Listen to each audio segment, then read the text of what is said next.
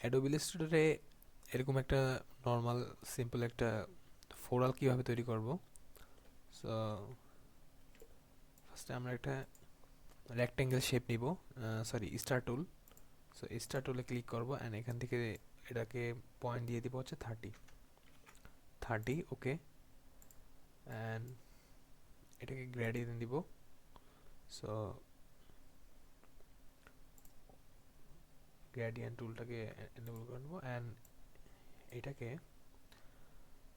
এখানে একটা দেখবেন হচ্ছে রেডিয়াল গ্রেডিয়েন্ট, এটা দিয়ে দিব।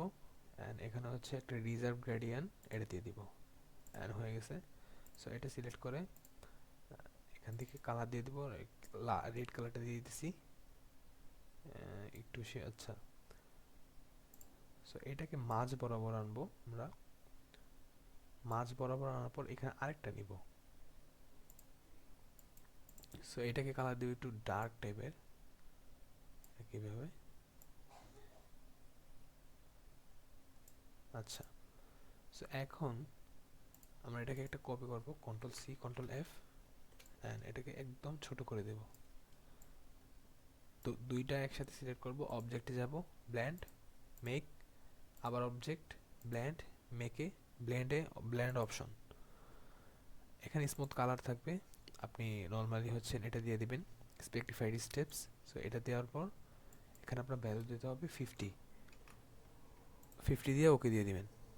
ওকে দেওয়ার পর ইফেক্টে যাবেন, ইফেক্ট থেকে হচ্ছে ডিসকর্ড অ্যান্ড ট্রান্সফর্ম থেকে টুইক, সরি ডিসকর্ড অ্যান্ড ট্রান্সফর্ম, তারপর টুইকে যাবেন। অ্যান্ড টুইক থেকে এখানে গেলে কিন্তু আপনার এটা হয়ে গেছে। সো এখানে আপনি ভ্যালু দিয়ে দেখতে পারবেন যে আপনার কত হলে আসলে এটা সুন্দর হয়।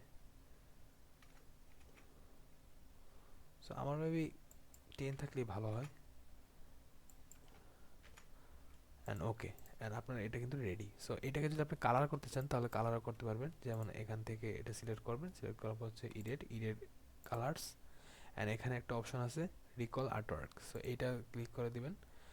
এখন এখান থেকে এই এই হ্যান্ডেলটাকে ধরলে আপনি দেখবেন এর কিন্তু কালার চেঞ্জ হয়, এই দেখেন। সো এখান থেকে কিন্তু আপনি কালার চেঞ্জ করতে পারবেন। যেমন এই কালারটা সুন্দর লাগতেছে। সো এইভাবে কিন্তু খুব সহজেই এই ইফেক্টটা তৈরি করতে পারবেন।